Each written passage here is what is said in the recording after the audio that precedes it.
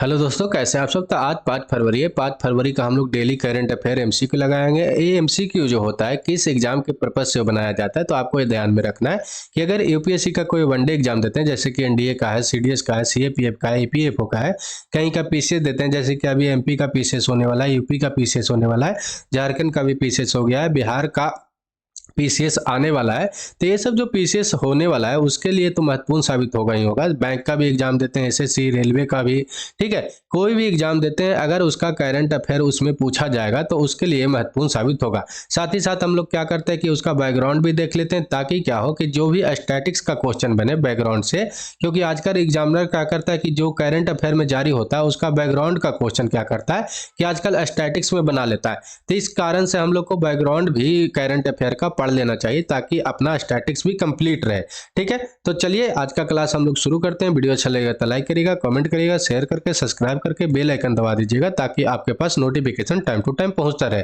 तो जो सबसे पहला क्वेश्चन क्या है कि हाल ही में खबरों में देखा गया मैगसेफ निम्नलिखित में से किससे संबंधित है। तो आपका जो पहला ऑप्शन क्या है कि एक वायरलेस चार्जर है, ठीक है, एक टीका है, या एक क्षुद्र ग्रह है, या एक नई प्रजाति है। तो इसका जो सही उत्तर क्या है कि एक वायरलेस चार्जर है। क्या? तो मैगसेफ। ये बात आपको ध्यान में रखना है। ठीक है, चलिए, तो मैगसेफ के बारे में अगर हम लोग देख लेते हैं तो क्या है कि मैगसेफ जो है पूरा तरीका से, मतलब ये तारलेस है, ये बिना तार का ही क्या करता है, फोन को चार्ज कर देता है। ये भी बात आपको ध्यान में रखना है। वायरलेस रूप से मोबाइल फोन से जुड़ जाता है और उसको चार्ज कर देता है। इसका एमएच के बारे में पूछ सकता है, तो कितना का हो सकता है, तो 5000 से लेके 10,000 एमएच बैटरी से क्या होता है कि ये लैस होता है। ये बात आपको ध्यान में रखना है। और एक चार्जर भी होता है, एक पावर बैंक की तरह भी ये काम करता है। ये भी बात आपको ध्यान में रखना है। वायरलेस चार्जर की तरह भी काम करता है, पावर बैंक की तरह भी काम करता है। ये भी बात आपको ध्यान में रखना है। ये चार्ज कैसे करता है, तो आजकल जो नया नया फोन आ रहा है महंगा महंगा, जैसे कि एप्पल का भी फोन आता है, वो क्या होता है कि आजकल वायरलेस चार्ज होता है। काम कैसे करता है, जो मोबाइल फोन में जो मौजूद होता है चुंबकीय धारा, और मैगसेफ चार्जर पर लगे चुंबक का उपयोग करते करके ये क्या करता है कि फोन को चार्ज कर देता है। एक अच्छा मैगसेफ जो चार्जर होता है किसी भी अनवायरलेस पावर बैंक की तरह ही होता है, जो क्या करता है मोबाइल फोन से जुड़ जाता है और क्या करता है कि उसको चार्ज कर देता है, और पावर बैंक के रूप में भी ये काम करता है। ये भी बात आपको ध्यान में रखना है। ये नया पावर बैंक की तरह ही होता है, जो आप पावर बैंक देखते होंगे उसी पावर बैंक की तरह ही होता है। इसमें कोई खास नहीं है, और इसको भी मतलब कि पावर बैंक की तरह चार्ज करने पड़ता है, चार्ज करने की आवश्यकता होता है। ऐसा ना सोचिएगा कि ये खुद में खुद रिचार्ज हो जाता है। इसको अगर पावर बैंक, मैगसेफ का पावर बैंक लीजिएगा तो क्या करना पड़ेगा, इसको भी चार्ज करना पड़ेगा, फिर आपको ये वायरलेस के रूप में ये चार्ज कर देगा आपका फोन को। तो ये बात आपको ध्यान में रखना है इतना यहाँ से।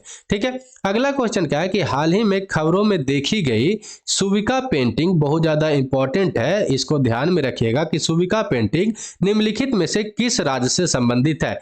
मध्य प्रदेश से, बिहार से है, असम से है, मणिपुर से। तो इसका जो सही उत्तर क्या है आपका मणिपुर से है। ये बात आपको ध्यान में रखना है। सुविका पेंटिंग क्यों न्यूज में है, क्योंकि ये विलुप्त होने के कगार पर है, और ये मणिपुर का क्या है कि संस्कृति से वहां जुड़ा हुआ है, और इस कारण से क्या है कि बहुत ज्यादा न्यूज में है। हम लोग जानते हैं कि मणिपुर जितना भी अपना नॉर्थ ईस्ट का जो स्टेट है, समृद्ध संस्कृति विरासत से क्या है कि वो घिरा होता है, और वो तो घिरा हुआ तो है, लेकिन क्या है कि वहां के जो सुविका पेंटिंग है वो विलुप्त होने के कगार पर है मणिपुर में। इस कारण से क्या है कि ये बहुत ज्यादा न्यूज में है। ये जो पेंटिंग है सुविका पेंटिंग, ये चित्रकला की एक शैली है जो मैतेई समुदाय की सांस्कृतिक इतिहास से जटिल रूप से जुड़ा हुआ है।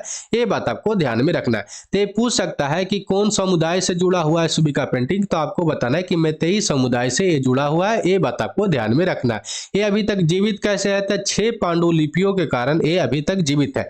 6 पांडुलिपियों कौन कौन है, तो पहला तो है आपका सुविका खुद ही, ठीक है, सुविका अचौबा है, सुविका लाइसावा है, सुविका चौदित है, ठीक है, सुविका चेईथिल है, और थेंग राखेल सुविका है। इसके माध्यम से अभी तक जीवित है 6 पांडुलिपियों के कारण। तो ये बात आपको ध्यान में रखना है।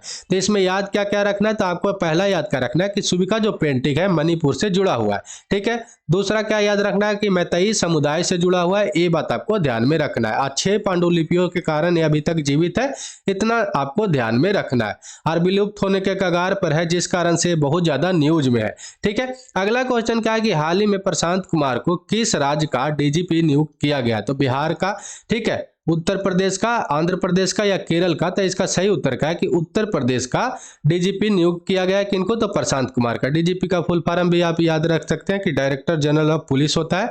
ठीक है, ये बहुत ज़्यादा न्यूज में है उत्तर प्रदेश। उत्तर प्रदेश अभी हम लोग जानते हैं कि 22 जनवरी को क्या हुआ वहाँ पे, कि अयोध्या में राम मंदिर का उद्घाटन हुआ। साथ ही साथ इलेक्शन आने वाला है, तो वहाँ पर हम लोग जानते हैं कि सबसे ज़्यादा एमपी का सीट होता है, इस कारण से न्यूज में। लेकिन वो सब तो चलिए कि राजनीतिक कारण है, लेकिन हम लोग को क्या जान लेना है कि अपने एग्जाम के पर्पज से क्या क्या क्वेश्चन बनेगा। ठीक है, बड़ा सा राज्य है तो वहाँ बहुत ज़्यादा काम भी होते रहता है, तो अपना एग्जाम के पर्पज से क्या क्या इंपॉर्टेंट है वो हम लोग देख लेते हैं। तो भारत का पहला वित्त पोषित, केंद्र द्वारा ये वित्त पोषित है, ये भी बात आपको ध्यान में रखना है। गाय अभयारण्य कहाँ पे बनाया जा रहा है? तो आपको याद रखना है कि मुजफ्फरनगर में बनाया जाएगा, ये बात आपको ध्यान में रखना है। मुजफ्फरनगर भी कहाँ पर है? तो उत्तर प्रदेश में ही है। ठीक है, भारत का पहला एआईसीटी का मतलब आर्टिफिशियल इंटेलिजेंट जो सिटी है वो कहाँ पर बनाया जाएगा? तो लखनऊ में बनाया जाएगा, ये बात आपको ध्यान में रखना है। सबसे लंबी सोलर लाइट लाइन स्थापना का विश्व रिकॉर्ड कहाँ पे बना है? तो अयोध्या में बना है। ठीक है, अयोध्या में एक बेसन का लड्डू है जिसको अभी जीआई टैग मिला है, इस कारण से ये न्यूज में है। तो आपको बेसन का लड्डू पूछ सकता है कि बेसन के लड्डू कहाँ, किस राज्य से जुड़ा हुआ है जिसको जीआई टैग मिला है? तो आपको याद रखना है कि उत्तर प्रदेश का।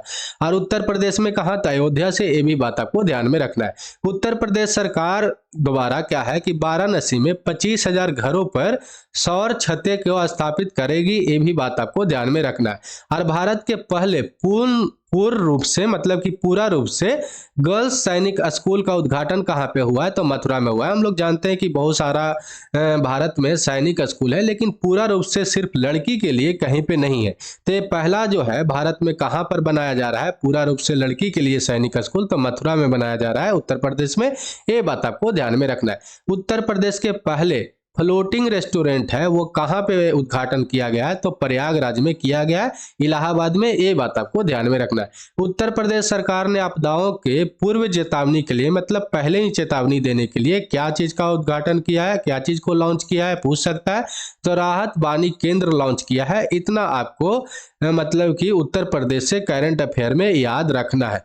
ठीक है, चलिए अगला क्वेश्चन क्या है कि सरकार ने फोन के पार्ट्स को आयात शुल्क को 15% से घटाकर कितना प्रतिशत कर दिया है? तो 4% कर दिया है, 5% कर दिया, 10% कर दिया या 12% कर दिया? तो इसका जो सही उत्तर क्या है कि 10% कर दिया है। 15% पहले आयात शुल्क लगता था, लेकिन अब इस पर कितना लगेगा? तो 10% लगेगा। ये क्यों किया गया? तो विनिर्माण पर क्या होगा कि इससे क्या होगा कि बढ़ावा मिलेगा। और जब विनिर्माण मतलब कि यहाँ पर कोई भी पार्ट्स बनना शुरू होगा तो उस पर क्या होगा, जब पार्ट्स बनेगा उसको असेंबल किया जाएगा तो लोगों को सबसे पहले तो रोजगार मिलेगा और ज़्यादा से ज़्यादा हम लोग को फ़ोन भी क्या हो जाएगा कि सस्ता मिलने लगेगा इस कारण से। ठीक है, जैसे ही किसी चीज़ पर टैक्स कमेगा तो हम लोग को सामान तो सस्ता मिलेगा ही। ठीक है, तभी घटाकर कितना कर दिया है आयात शुल्क फोन के पार्ट्स पर? तो आपको 15% से 10% कर दिया है। विनिर्माण उद्योग को बढ़ावा मिलेगा इस कारण से, ये भी बात आपको ध्यान में रखना है। ठीक है, चलिए अगला क्वेश्चन क्या है कि भारत के पहले बीच साइड स्टार्टअप फेस्ट का आयोजन कहाँ पे किया जाएगा? बीच साइड का मतलब कि जो समुद्र का जो किनारा होता है ना, उस पर क्या है कि छोटा छोटा जो स्टॉल लगता है उस पर स्टार्टअप फेस्ट लगाया जाएगा। ये कहाँ पे किया जाएगा ये आपको बताना है। ठीक है, तो मुंबई में होगा, मैंगलोर में होगा, बेंगलोर में होगा या कोची में होगा? ठीक है, तो इसका जो सही उत्तर क्या है कि आपका मैंगलोर में होगा, ये बात आपको ध्यान में रखना है। अगर 4 ऑप्शन दिया रहेगा तो सबसे पहले तो आपको याद रखना है कि अगर उत्तर प्रदेश का कोई दे दे, दिल्ली का दे दे, पंजाब का दे दे, तो ये सब तो पहले ही स्टेटमेंट क्या होगा कि कट जाएगा। क्यों? क्योंकि हम लोग जानते हैं कि बीच साइड स्टार्टअप फेस्ट है, तो इसको ज्यादा से ज्यादा क्या चांस रहेगा कि कहीं बीच ही वाले शहर से जुड़ा होगा। तो आपको याद रखना है कि मैंगलोर में ऐसा किया जा रहा है फेस्ट, तो ये बात आपको ध्यान में रखना है। ठीक है, कब से कब होगा? तो आपको याद रखना है कि 16 फरवरी से 18 फरवरी में पहला मैंगलोर में बीच साइड स्टार्टअप फेस्ट को आयोजन किया जा रहा है। क्यों किया जा रहा है? जो इससे फायदा क्या होगा, तो शहर के स्टार्टअप्स विकास को इससे बढ़ावा मिलेगा, ये बात आपको ध्यान में रखना है। ठीक है, अगला क्वेश्चन क्या है कि हाल ही में भारतीय नौसेना ने किसे नौसेना नागरिकों का वर्ष घोषित किया है, किस वर्ष को, ये बात आपको बताना है। तो 2023 को, 2024 को, 2028 को या 2032 को। तो इसका जो सही उत्तर क्या है कि 2024 को भारतीय नौसेना के द्वारा नौसेना नागरिकों का वर्ष घोषित किया गया है 2024 को। तो ये बात आपको ध्यान में रखना है, ठीक है। चलिए इसके बारे में हम लोग कुछ देख लेते हैं। तो ये तो हम लोग देख ही लिए कि 2024 को भारतीय नौसेना के द्वारा नौसेना नागरिकों का वर्ष घोषित किया गया है। क्यों घोषित किया गया है, तो ये जो है आपको याद रखना है, इसका उद्देश्य क्या है कि प्रशासनिक दक्षता को बढ़ाने के लिए और कर्मचारी कल्याण को बढ़ावा देने के लिए ये किया गया है। ये बात आपको ध्यान में रखना है। न्यूज में है तो इसका अध्यक्ष भी पूछ सकता है। तो भारत के नौसेना अध्यक्ष कौन है, तो एडमिरल आर हरि कुमार है। और उपाध्यक्ष कौन है, तो आपको याद रखना कि वाइस एडमिरल संजय जसजीत सिंह है। ये बात आपको ध्यान में रखना है। इसके आदर्श वाक्य क्या है, तो साम नो वरुण है, जो संस्कृत वर्ड है। और इसका मतलब क्या होता है कि जल के देवता वरुण हमारे लिए मंगलकारी रहे। ये बात आपको ध्यान में रखना है, ठीक है। अगला क्वेश्चन क्या है कि उंगलई थेडी और उनगल ओरिल पहल का अनावरण कहाँ पे किया गया है, तो गुजरात में, छत्तीसगढ़ में, तमिलनाडु में या पश्चिम बंगाल में। तो जैसे भाषा से भी पता चल रहा है कि ये चाहे तो तमिलियन भाषा होगा या कन्नड़ होगा या तेलुगु होगा, ठीक है। तो इसका जो सही उत्तर क्या है कि आपका तमिलनाडु से है, उंगलई थेडी और उनगल ओरिल। ये बात आपको याद रखना है। इसमें क्या किया गया है, वहां के जो स्टालिन हम लोग जानते हैं कि मुख्यमंत्री है, उनके द्वारा ये योजना क्यों लाया गया कि वहां के जो भी वहाँ का डिस्ट्रिक्ट मजिस्ट्रेट होंगे और साथ ही साथ जिला स्तर के जो उच्च अधिकारी होंगे, उनको क्या है कि एक महीना में कम से कम जो एक बुधवार होता है, चौथा जो बुधवार होता है, उस दिन क्या करना पड़ेगा कि तालुका में जाकर एक दिन पूरा बिताना पड़ेगा। ऐसा क्यों किया गया है, ऐसा करने से क्या होगा कि वो जो है लोग जो है बड़े बड़े जो लोग हैं, अधिकारी हैं, वो जाएंगे तो वहाँ के ग्राउंड लेवल के प्रॉब्लम को समझेंगे, तब वहाँ पर क्या है कि योजना सफल होगा। इस कारण से वहाँ के मुख्यमंत्री ये योजना लाए हैं। कौन सा, तो उंगलई थेडी और उंगल ओरिल। ये बात आपको ध्यान में रखना है। और लोगों को इससे क्या होगा कि सेवा वितरण प्रणाली का प्रभावशीलता बढ़ेगा और पारदर्शिता भी आएगा। ये बात आपको याद रखना है, ठीक है। अगला क्वेश्चन क्या है कि हाल ही में चंपई सोरेन को किस राज्य का मुख्यमंत्री नियुक्त किया गया है, ये बात आपको बताना है। तो आंध्र प्रदेश का, उत्तर प्रदेश का, झारखंड का या केरल का। तो इसका जो सही उत्तर क्या है कि झारखंड का। अभी हम लोग जानते हैं कि हेमंत सोरेन जो थे उनको मतलब कि भ्रष्टाचार के कारण ईडी जो थे उसको गिरफ्तार कर लिया ईडी। और ईडी गिरफ्तार किया तो क्या हुआ कि वो जो हेमंत सोरेन थे वो इस्तीफा दे दिए, जिस कारण से क्या है कि वहां का जो नए मुख्यमंत्री कौन बने, तो चंपई सोरेन बने हैं। ये बात आपको ध्यान में रखना है, ठीक है। तो झारखंड अभी न्यूज में, तो हम लोग क्या करते हैं कि झारखंड से जो भी करंट अफेयर बनता है वो हम लोग देख लेते हैं। तो झारखंड ने आदिवासियों और दलितों के लिए जो वृद्धा पेंशन है उसको आयु का घटाकर कितना कर दिया है, तो 50 वर्ष कर दिया है। ये बात आपको ध्यान में रखना है। भारत के जो प्रधानमंत्री है नरेंद्र मोदी, वो क्या किए हैं कि 10,000वें जन औषधि जो केंद्र है वो कहाँ पे उद्घाटन किए हैं, तो आपको याद रखना है कि देवघर में किए हैं। ये क्यों इंपॉर्टेंट हो जाता है, क्योंकि वो जो किए हैं प्रधानमंत्री अपने किए हैं, और साथ ही साथ 10,000वें है, इसलिए भी ये क्या है कि इंपॉर्टेंट हो जाता है। और कहाँ पे हुआ है, तो देवघर में हुआ है, ठीक है। श्रमिकों के लिए न्यूनतम मजदूरी सुनिश्चित करने के लिए जो पहला कदम कौन उठाया है, कौन राज्य उठाया है, सबसे पहले तो झारखंड उठाया है। ये बात आपको याद रखना है। न्यूनतम मजदूरी के मतलब क्या होता है, तो आप जरा सोचिए कि आप कोई काम करते हैं तो कम से कम इतना पेमेंट तो मिलना ही चाहिए जिससे आपका घर चल सके। तो मान लीजिए कोई मजदूर है और उनको दिन भर काम कराकर 100 रुपया दिया जाए तो वो तो काम नहीं चलने वाला है। तो कम से कम सुनिश्चित होना चाहिए गवर्नमेंट के रूप से कि अगर कोई आदमी काम करने जाता है तो इतना कम से कम मिनिमम पेमेंट देना चाहिए। उसी को हम लोग न्यूनतम मजदूरी करते हैं। अरे करने वाला पहला काम कौन किया है, पहला राज्य कौन है, तो झारखंड है। इस कारण से न्यूज में है, ठीक है। झारखंड में ए हेल्प कार्यक्रम शुरू किया गया है। ए हेल्प कार्यक्रम जो होता है इसके अंतर्गत क्या है, इसका उद्देश्य क्या है, तो महिलाओं को मान्यता प्राप्त एजेंट के रूप में शामिल करने और सशक्त बनाना है। एजेंट का काम क्या होता है, तो रोग नियंत्रण करना होता है, पशु टैगिंग होता है और पशुधन बीमा में महत्वपूर्ण योगदान देना होता है। ये बात आपको ध्यान में रखना है।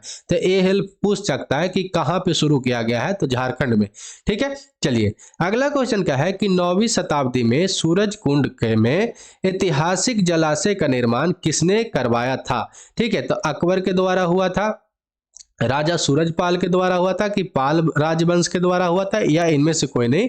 तो इसका जो सही उत्तर क्या है कि राजा सूरजपाल के द्वारा सूरज कुंड का निर्माण करवाया गया था। अब ये ऐसा क्वेश्चन क्यों बन गया, क्योंकि ये अभी जो है न्यूज में है। 37वां सूरज कुंड जो फेस्टिवल है अभी कहाँ पे हो रहा है, तो फरीदाबाद में हो रहा है। और इसका उद्घाटन करने वाले कौन है, तो अपने जो राष्ट्रपति है द्रौपदी मुर्मू, उनके द्वारा ये किया गया है। ठीक है, 2 फरवरी 2024 को राष्ट्रपति द्रौपदी मुर्मू के द्वारा 37वां सूरज कुंड शिल्प मेला जो है इसको उद्घाटन कहाँ पे किया गया है, फरीदाबाद में, हरियाणा में। ये बात आपको ध्यान में रखना है। और इसको बनाने वाला कौन थे, तो आपको याद रखना है तोमर वंश के राजा सूरजपाल के द्वारा ये निर्मित किया गया था। और ये जो है इसका मतलब क्या होता है सूरज कुंड का, तो आपको याद रखना है कि सूर्य का झील होता है, इतना आपको ध्यान में रखना है। ठीक है, अगला क्वेश्चन है, लास्ट क्वेश्चन है, तो उत्तराखंड यूनिफॉर्म सिविल कोड अभी लाने वाला है, उस कमेटी का अध्यक्ष कौन है, ये आपको बताना है। ठीक है, तो रंजन प्रकाश देसाई है, ठीक, विनय रावत है, साक्षी खंडूरी है या बिमल सक्सेना है। तो इसका जो सही उत्तर क्या है कि रंजना प्रकाश देसाई है, ये बात आपको ध्यान में रखना है। ये यूनिफॉर्म सिविल कोड का मतलब क्या होता है, तो आपको याद क्या रखना है कि यूनिफॉर्म सिविल कोड का मतलब होता है कि किसी भी धर्म का लोग हो या किसी भी जाति का लोग हो या किसी भी समुदाय का लोग हो, सबके लिए कानून एक समान हो और एक बराबर हो, उसी को हम लोग यूनिफॉर्म सिविल कोड कहते हैं। जैसे कि कुछ जो कानून होता है मुस्लिम के लिए अलग होता है, हिंदू के लिए अलग होता है, और भी जाति के लिए अलग होता है। तो ऐसा ना करके क्या हो कि सभी के लिए एक समान मतलब कानून बन जाए, उसी को यूनिफॉर्म सिविल कोड बोलते हैं। तो ये लाने वाला कौन है, तो उत्तराखंड लाने वाला है। 5 फरवरी को जो वहां के मुख्यमंत्री हैं पुष्कर सिंह धामी, वो जो है अपने विधानसभा में क्या करेंगे कि विधेयक पेश करेंगे। ठीक है, इस कारण से क्या है कि न्यूज में है और इसको आपको याद रखना। और इसका पूछ सकता है कि आपका इसका अध्यक्ष कौन है, तो रंजना प्रकाश देसाई है, ये बात आपको ध्यान में रखना है। तो चलिए आज के लिए इतना ही। वीडियो अच्छा लगा हो तो लाइक करिएगा, कमेंट करके, शेयर करके, सब्सक्राइब करके बेल आइकन दबा दीजिएगा। तो जय हिंद, जय भारत।